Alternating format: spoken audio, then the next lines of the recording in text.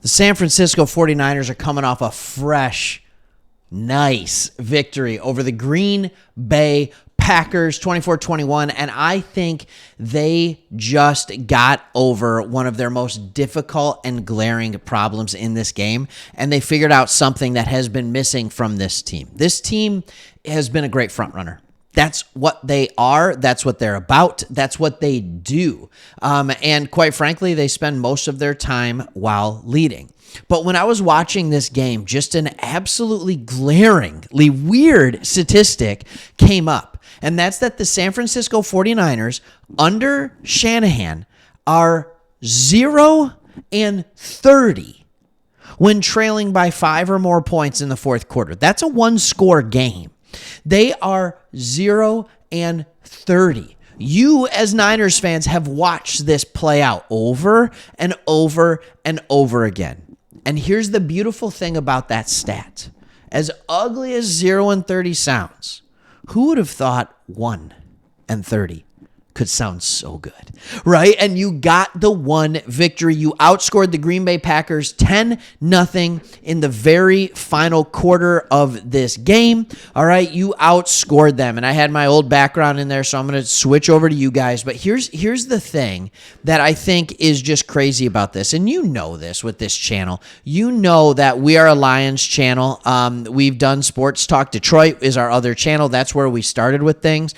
And then we went to Sports Talk Extra, and we're like, the Niners deserve their own channel. And who would have thought that our two teams, right, the Lions and then the 49ers would end up playing each other for the NFC Championship? Like, I thought it was a chance. Like, obviously it's a chance. Both teams are there, and they wouldn't see each other until then. But still remarkable to see this going out. But when I see this 49ers team, and I see stats like 0-30, I think of some of the all-time greats. I'm going to get to these stats in a second. Tiger Woods, when he was winning all of his majors, when he was winning all of his tournaments, for the longest time, and I don't know what it is now, he never won a major that he wasn't leading going into the final day. Never did. And I think he may have won the Masters or something like that way, or something later in his career. But that was one thing he couldn't get over till the very end. He couldn't get over that hump. And is this the final kind of hurdle or the final hump that the Niners needed? Brock Purdy wasn't great yesterday. And Brock Purdy must have small hands. I don't know what they measured at the combine, because he really does struggle in slippery conditions. When the ball is slippery, he struggles. So we saw the game in Cleveland earlier in the year. We saw this game. The ball just doesn't come out normal. By the way, same with Jared Goff and the Lions. There are some quarterbacks that don't look as comfortable. Usually it's smaller hand quarterbacks, all right? You had Tom Brady who'd put gloves on, Teddy Bridgewater. Like there's all different things and all different players and ideas.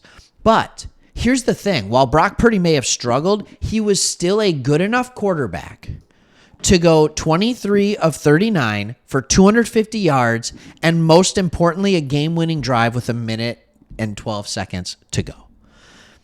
They scored. They ran the final play with 1 minute and 12 seconds to go. I think they left like 1:07 or something like that, 1:08 on the clock for the Packers, and their defense took care of business.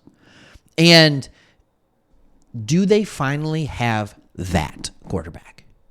Do they finally have that it quarterback where you say to yourself, oh, yeah, like this is a guy who can actually bring us down and lead us into victory? When you think about Shanahan's teams early on, right? I mean, the Nick Mullins era, right? The Garoppolo era. And I mean, all of these quarterbacks where you're just like, yeah, they're okay.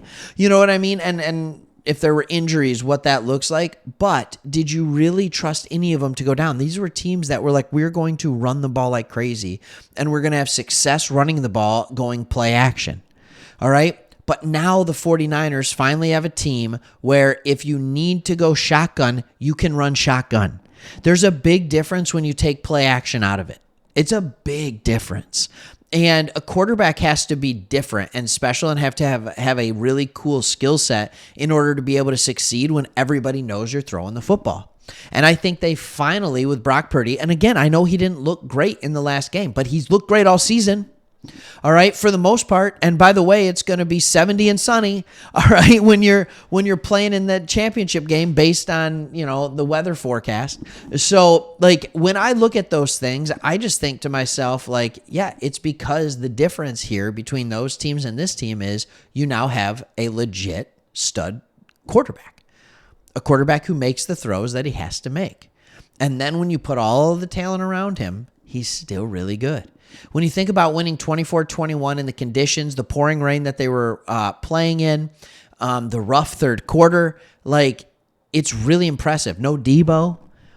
Like, it was a really gutsy win for a team that came out a little rusty, that was coming off 2 bye weeks.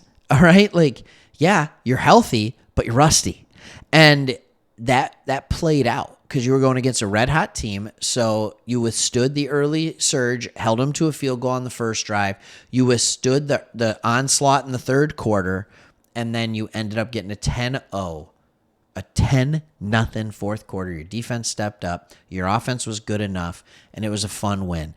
And that's why I think, as I was saying in the beginning, that you learned a valuable lesson or you overcame that final hurdle, right? And that was to have a quarterback that's good enough to win a game.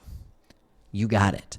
All right. And I think that while the Lions match up fairly well because both teams do similar things well, they're kind of neutralize each other's strengths to an extent. That yours is just the more experienced, more talented team. It's that simple. So excited to see it. Hey, trying to do my best to give a non-biased opinion for the 49ers. I know they're playing the Lions this week. It'll make it a little harder, but stick here, and it'll be fun either way, and we'll keep making videos. Either way, we want to be your go-to source for 49ers football. Check us out, like us, subscribe, all that good stuff. Thanks for watching. See ya.